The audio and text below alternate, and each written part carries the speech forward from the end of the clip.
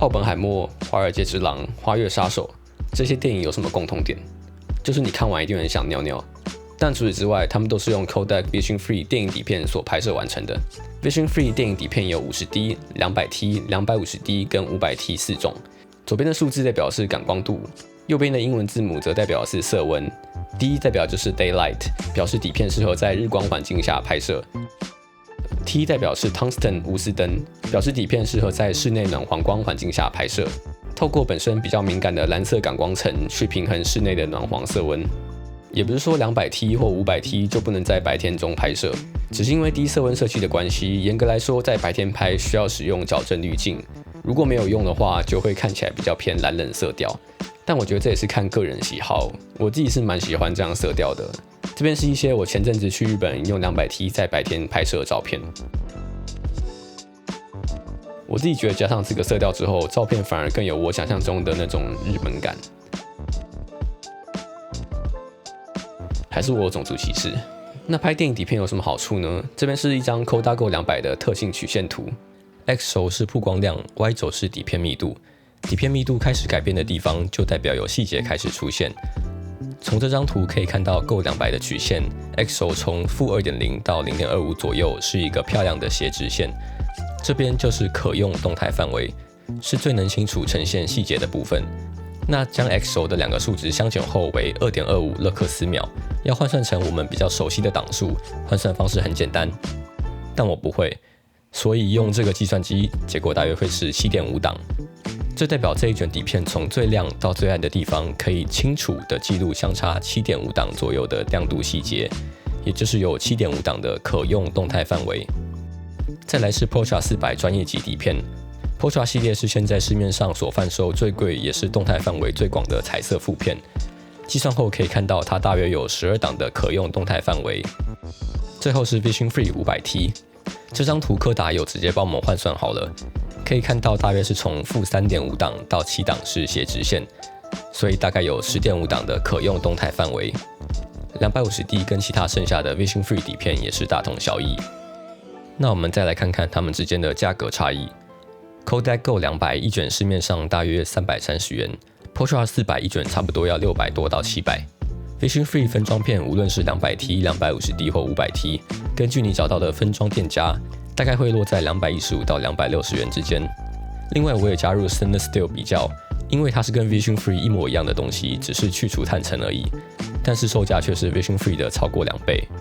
虽然由于电影底片有防高音碳层，所以店家冲洗时需要特殊处理程序，所以冲洗费用通常会贵大概50到80块。但如果把这个冲洗费用算进去的话，可能还是跟 Kodak Go 200差不多，甚至比较便宜。而且你还可以用不到一半的价格获得一卷可以媲美 Portra 系列高动态范围的底片，听起来还蛮划算的吧？那有关底片的介绍就先到这边。今天我会拍摄2卷 Vision Free 底片，分别是白天用我的 Olympus XA 随身机拍摄 250D， 跟晚上用 Olympus OM2M 拍摄 500T。那我们就直接进入拍摄吧。这次选的拍摄地点是位于公馆的一个大公园。以前读书的时候蛮喜欢有事没事就拿着相机在公园里乱拍，但这是我第一次尝试使用底片这个媒材，想要透过相对缓慢的步调记录下这个地方。首先吸引我的是这栋新盖的人文馆，它的外观看起来由庞大的灰色混凝土构成，但是同时又融入公园的主题性红砖。第一眼看到的时候真的是蛮惊艳的。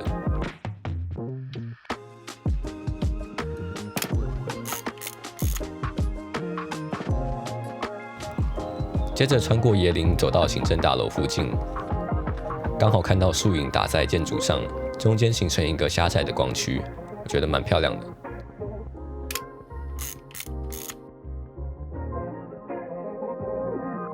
这栋建筑由几何方块堆砌而成的感觉蛮有意思的，加上刚好阳光照射有一个斜切角，有点像是把画面分割开来的感觉。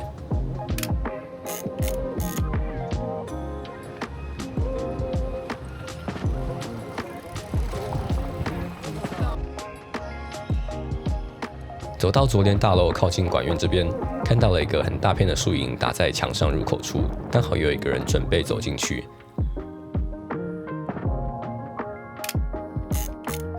如果能早一点拿出相机，在他走到楼梯的光线下实拍，效果应该更好。接着就往图书馆的方向前进。这边走廊本来就因为柱子的设计有很好的延伸感，再加上这时的阳光打到柱子上，在地板上形成这种一亮一暗的格子，让整个画面蛮立体的。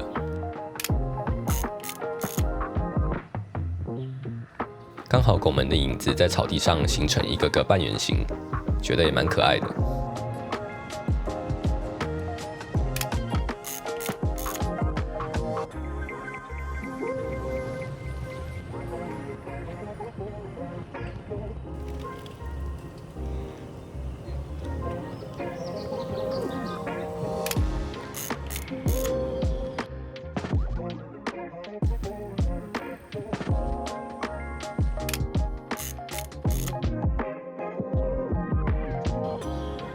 就在我拍摄这几张照片的时候，一个骑脚踏车的少年突然在我前面停下来拍照，看来是英雄所见略同。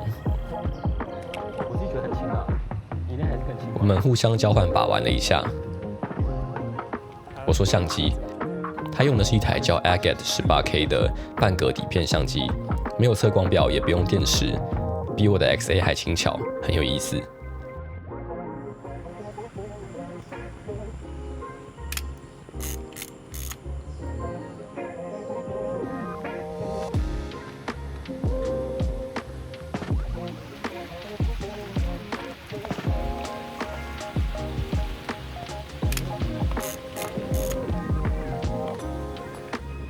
不知不觉已经到5点了，傍晚的太阳让画面里的影子变得特别修长，所有被照到的地方也都染上一层漂亮的金黄色。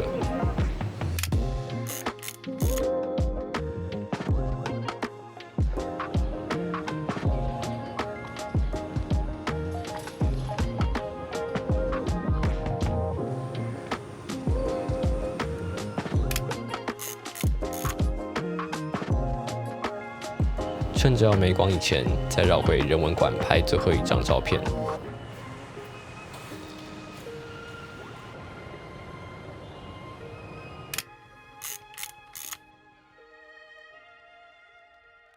我们用来拍照的这些电影底片，其实通常都是有些个人或者是店家向柯达购买整盘的电影底片来自行进行分装的，所以是会有一些潜在的风险跟瑕疵存在的。分装片都是这样，比较便宜，但是会有风险自负。像我这次就有发现，某些照片中的确是有一些刮痕或者是脏污，但大部分都可以透过一点修图来解决。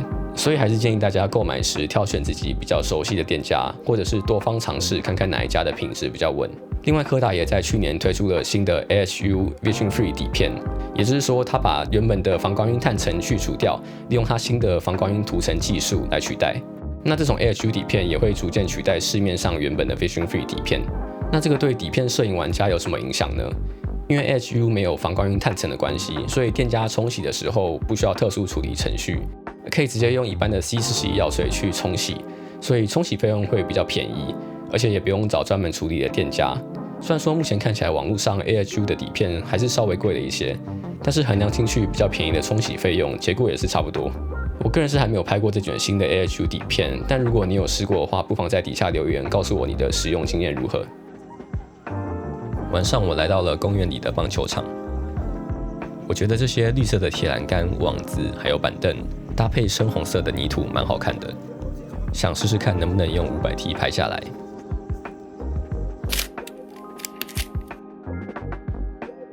右边比左边大概多了0.5档的曝光时间，颜色看起来暖了一些，跟我上次用 Reflexlab 800的经验差不多，似乎在曝光时间变长后容易偏向洋红色。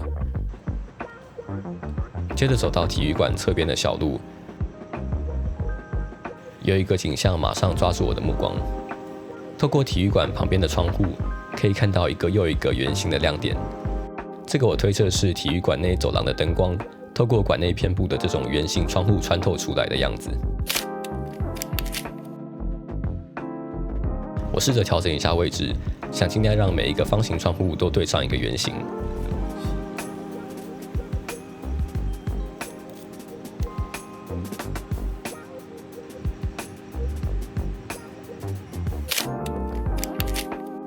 这张我还蛮喜欢的。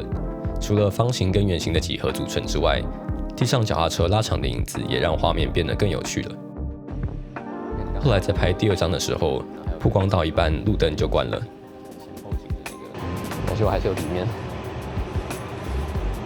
该不会等下就关了？它里面都关了。这张是拍出来的结果，可能是因为路灯拍到一半关掉的关系，底片反而吸收了很多环境中的蓝光，画面就变成这样的蓝色。我其实也蛮喜欢的，你们觉得呢？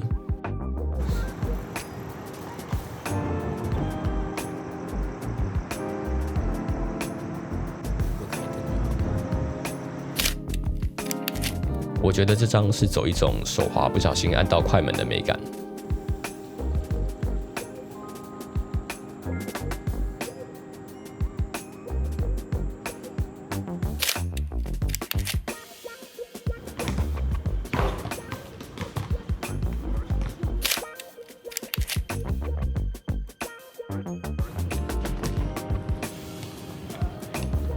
后来在排球场这边的草地上看到一个熟悉的身影。就是他，黑冠马路 （A.K.A. 大笨鸟）。想要趁着他不动的时候快速拍一张，只要6秒钟的曝光应该是没问题。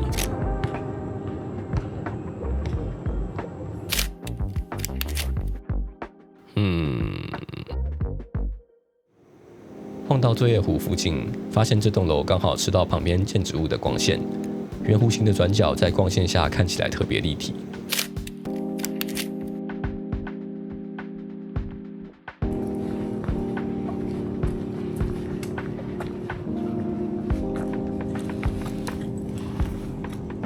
小福楼旁边平时都塞爆的车棚，这时候只有零星几台车。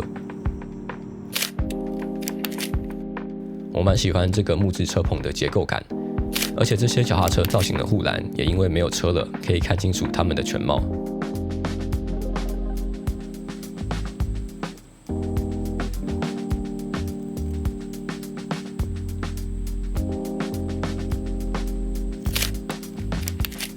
行政大楼应该算是整个公园最具代表性的建筑之一吧。从这个角度拍过去，车道的圆弧配合建筑的方向延伸，加上周遭的一些植物点缀，整体感觉蛮舒服的。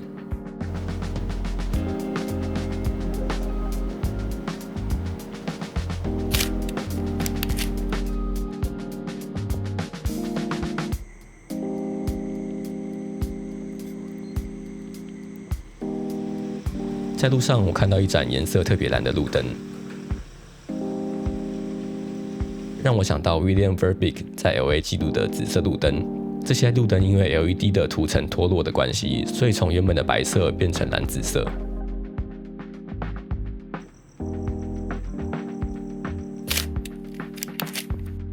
感觉这张如果裁切成1:1的话会更好看，是不是该存钱买中片幅了？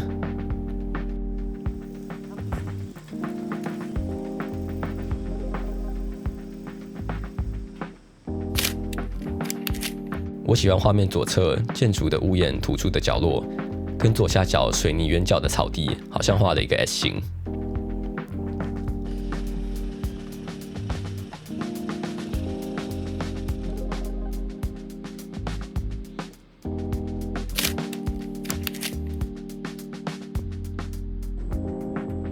底片拍到只剩1张，准备要回家的时候，发现从另一个角度看刚刚那栋建筑。被植物簇拥，更有一种生意盎然的感觉，有点像是找到了在森林里的隐秘庄园。我觉得是给这卷底片一个完美的收尾。不知道大家看完觉得这2卷底片的表现如何呢？我自己在后制的时候是有发现，这2卷底片在翻拍完直接进入软体还原后的颜色是比较偏绿跟青蓝色的，但只要稍微调整一下白平衡，马上就能获得蛮好的结果。